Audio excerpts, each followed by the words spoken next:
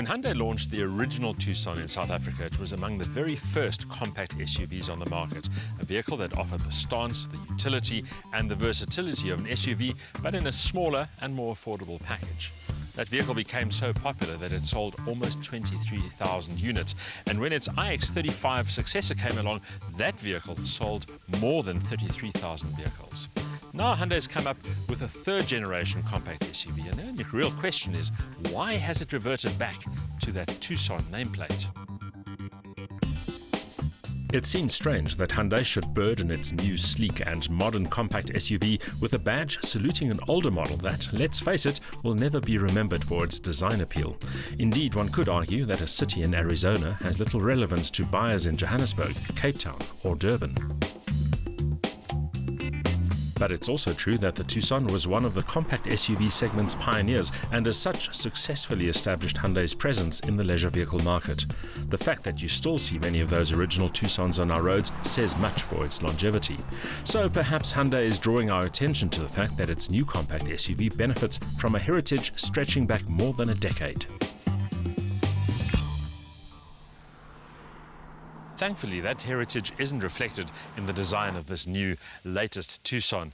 It's a very modern, very handsome-looking car. Its lines tautly stretched across the silhouette, and it mixes smart with sporty, besides the fact that it also has that muscular stance typical of an SUV. In line with global automotive design trends, the new Tucson underlines its Hyundai identity with a large hexagonal grille up front, framed by slim LED headlights and curved daytime running lights. The result is bold and fresh, but also unmistakably Hyundai. Most noticeable in profile are the short front and rear overhangs, as well as the way the cabin appears to have been moved further back, emphasizing the extended swoop of the bonnet.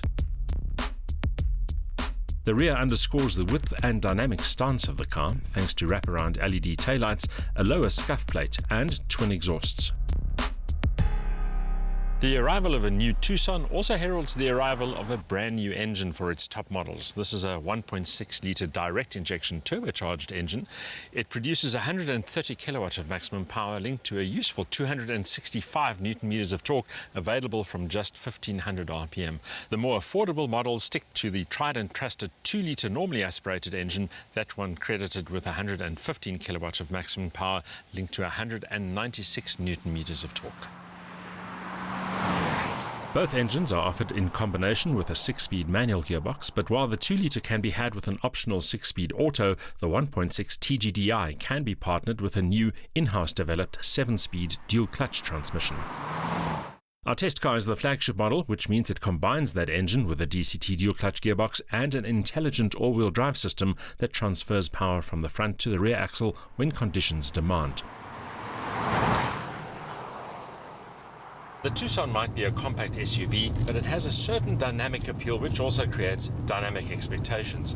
On paper, the 0 to 100 time 9.1 seconds, top speed 201 kilometers an hour, but in practice, the 1600cc turbo engine also delivers. It's particularly impressive in terms of mid-range capability, nice, strong overtaking, and all that torque low down means it always feels faster than it actually is. The Tucson doesn't only shine in straight-line terms. A lot of work has gone into improving the ride refinement, the steering and the handling. Damping is particularly effective over compromised surfaces, but never to the detriment of handling response. The electric steering is sharp, but could do with better calibration, especially when pressing on. Bigger brakes do a good job of slowing the Tucson down when required. The all-wheel drive system works seamlessly to add traction and composure when needed, and can also be locked in 50-50 front-rear mode, which is particularly useful on gravel. And regardless of surface, comfort levels are impressive. The cabin of the new Tucson is so plush that it almost understates the driving experience. It cocoons its occupants in luxurious leather, and the noise insulation is so good that you make full use of the sound system, which has all the typical interfaces, including USB, Bluetooth streaming, and of course also an auxiliary jack. And as you'd expect of this top-flight elite model, it has all the bells and whistles. Not included, though, is the color touchscreen display, which adds 15,000 Rand to the asking price, but includes full house navigation and a very intuitive interface. All models boast an extensive array of safety features though. Even baseline Tucsons come with front, side and curtain airbags, while the elite models also gain some clever extras like active yaw control, hill start assistance and vehicle stability management. Let's not forget that the Tucson also has practicality on its side, thanks to a 488-litre boot, which can be expanded to almost 1,500 litres by folding the rear seats flat.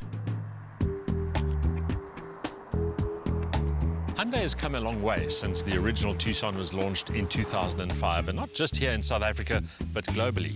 This latest Tucson convincingly expresses the strides that have been made in engineering, in styling and in execution. And it looks like this vehicle is going to carry on where the iX35 let off, which means it's likely to remain one of the most popular vehicles in the segment.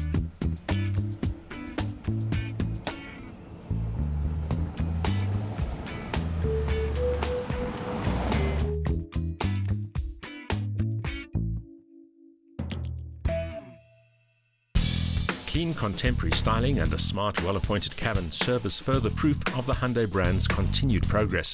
This new Tucson is right up there with the best in a highly competitive segment. The smaller, more efficient engine feels up to the task, but may struggle with some lag under full load, and pricing reflects the brand's move to more upmarket territory.